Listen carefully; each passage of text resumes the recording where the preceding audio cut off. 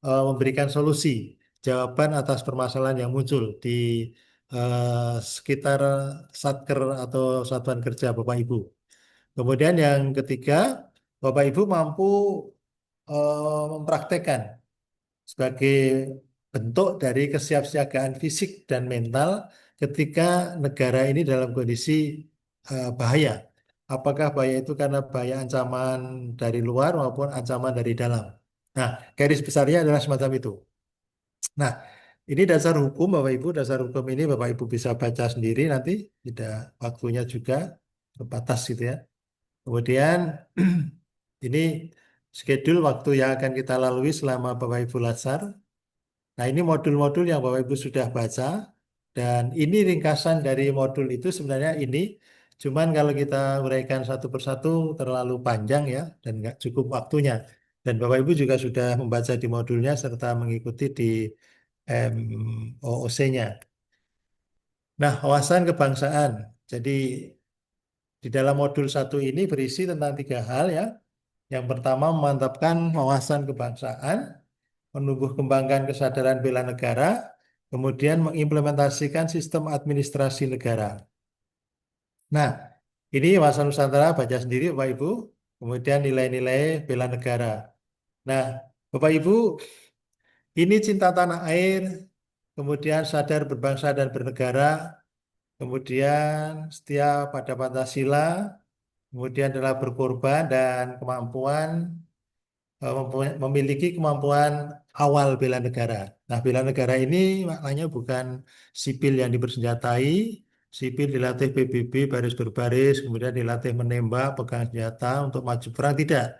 Tetapi bela negara ini konsepnya adalah bagaimana masyarakat Indonesia, warga negara ini ikut berpartisipasi dalam menjaga keutuhan wilayah RI sesuai dengan kompetensi dan porsi proporsi masing-masing. Seorang guru ya jadi pendidik yang baik, jadi guru yang baik. Dosen jadi pendidik sebagai mahasiswa, dosen sebagai pendidik pengajar terhadap mahasiswanya.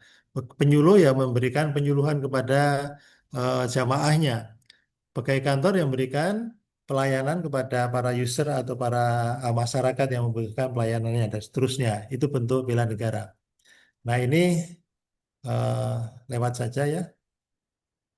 Nah, di modul 2 ini berisi tentang ini Bapak Ibu, menjelaskan konsepsi perubahan lingkungan strategis, mengidentifikasi isu-isu strategis kontemporer, menerapkan teknik analisis isu dengan menggunakan kemampuan berpikir kritis. Nah, ini juga nanti Bapak Ibu bisa baca sendiri di modul 2 ya, yang isinya sudah dibaca. Nah, sampailah kita pada ini Bapak Ibu. Dari sini kita diajak mempersiapkan diri Bapak Ibu sebagai peserta latsar untuk menyiapkan kertas kerja dalam bentuk rencana aksi, rencana aktualisasi yang nanti Bapak Ibu akan pertahankan di akhir kegiatan besok, lusa ya. Nah, ini kita persiapkan sekarang. Kita diminta untuk membuat RA yang berangkat dari melihat, mengidentifikasi isu-isu strategis kontemporer yang ada di sekitar tempat kita. Nah, kita menggunakan eh, teknik analisis isu ini yang kita gunakan nanti ada beberapa, tapi yang kita pakai nanti yang Fishbone. Yang pertama adalah pra-analisis. Kita mengamati. Kemudian nanti kita ini pra-analisis ini Bapak Ibu diminta untuk mengidentifikasi dan mendeskripsikan isu-isu yang ada berkembang di sekitar kita. Nah, contohnya ini. Nah, lingkup isunya bisa masyarakat, bisa instansi atau tempat kerja, bisa nasionalis, bisa nasional atau bangsa dan negara.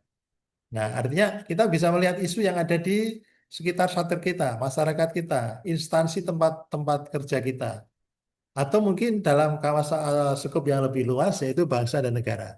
Nah, deskripsi isu itu diantaranya apa? Kondisi, kemudian dampaknya dan pihak yang terlibat.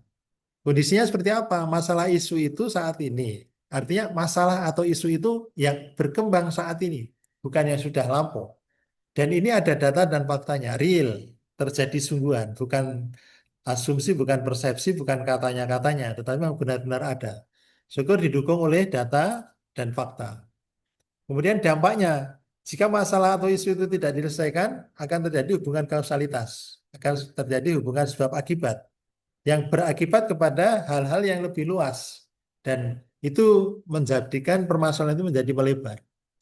Kemudian siapa saja atau pihak mana saja yang terlibat di dalam isu itu. Nah, nanti kita akan kita analisis melalui Fishbone itu, teori Fishbone ini. Kemudian rumusan masalah atau rumusan isu.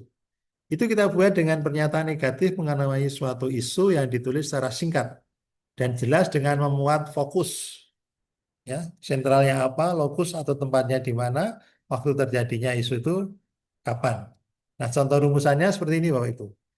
Masih maraknya praktik pungli yang dilakukan oleh polisi kehutanan terhadap moda angkutan kayu di kantor X selama tahun 2025 misalnya. Dalam hal ini contohnya 2020.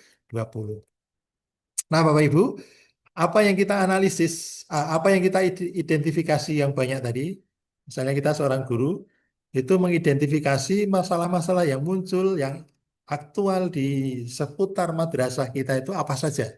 Itu kita tulis, mungkin ketemunya banyak ya, 1, 7, 8, 9, 10 atau lebih. Nah, itu kemudian kita ambil, kita tapis, kita saring dengan teknik APKL atau USG atau yang lainnya.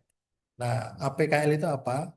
A-nya aktual, B-nya problematik, kemudian K-nya itu kekalayakan, L-nya itu kelayakan. Jadi dari kata kalayak dan layak. Dan itu kita jadikan sebagai akronim untuk teknik APKL.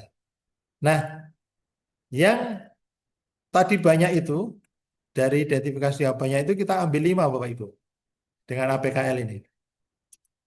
Nah, APKL ini kita ambil 5 di APKL ini. Katakanlah isunya adalah isu A, B, C, D, E. Nah, karena yang kita angkat itu adalah isu aktual, maka untuk A itu aktual, P-nya itu adalah problematik, K-nya itu kekalayakan, dan L-nya adalah kelayakan.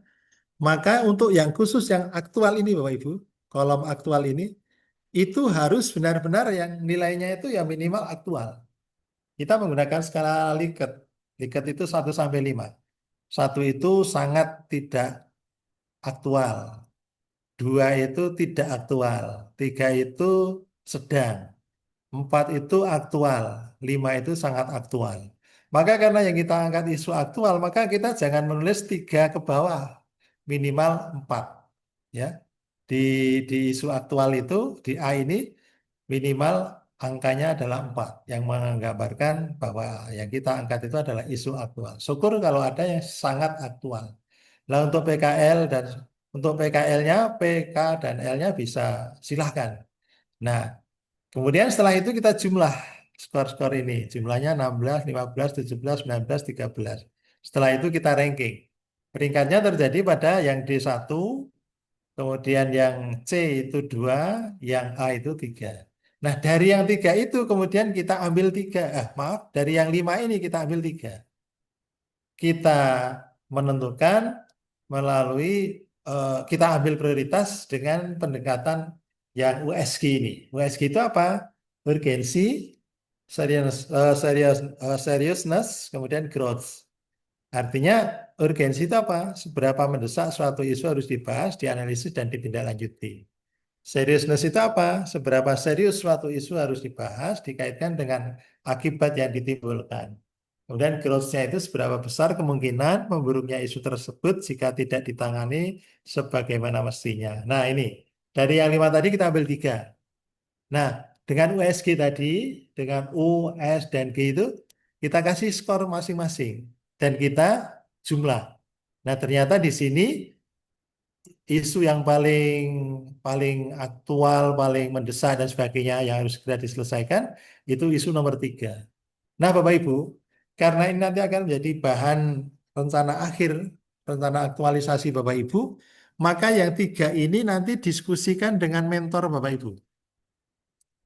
Mentor atau atasan langsung Bapak Ibu. Kalau di madrasah, kepala madrasah. Kalau di kantor mungkin dengan kasihnya. Kalau di KUA mungkin dengan kepala KUA-nya. Nah, kalau yang di kampus silahkan nanti dikonsultasikan. atasan langsung Bapak Ibu siapa. Nah, mengapa konsultasi? Bisa jadi menurut Bapak Ibu yang aktual itu adalah yang nomor 3 ini, C ini. Tapi ternyata menurut mentor Bapak Ibu dikatakan yang A. Bapak tentu tidak bisa apa ya ngotot harus mempertahankan pendapat. Karena apa? Bapak Ibu kerja di situ sudah lama belum? Belum ya? Baru ya? 1 bulan, mungkin 2 minggu, atau mungkin baru 1 minggu. Artinya Bapak Ibu kan tidak tahu kondisi persisnya ya. Yang tahu kondisi persisnya adalah mentor Bapak Ibu. Maka Bapak Ibu untuk sementara mengalah saja, ikuti apa yang mentor Bapak Ibu punya pilihan. Karena faktanya beliaulah yang tahu. Nah, oke. Ambil satu itu yang teraktual, kemudian kita mendalami, menganalisis isu itu dengan pendekatan fishbone. Bisa SWOT, bisa mind mapping, bisa yang lainnya. Di teori sosial banyak ratusan ribuan, bahkan mungkin setengah jutaan teori-teori sosial.